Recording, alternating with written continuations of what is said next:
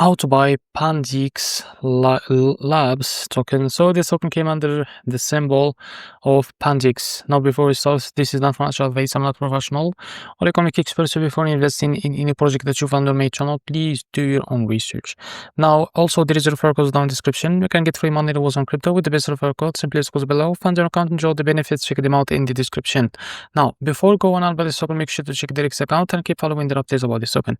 So this token you can buy it on your MEXC account. So first of all, open your MEXC account like that.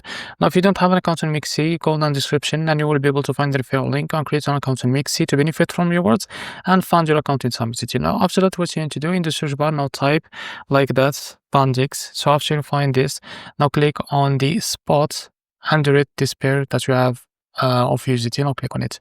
So wait a few seconds to load this page. Now after that, what you need to do, now the amount, set the amount that you want to buy like that, and here you will be able to see how much you will be able to pay. Now after that, click on buy Pundi X. In about a few seconds you will be able to see your token added to your account. So this is how to buy Pundi X token. If you found this very helpful, please like and subscribe. See you next video.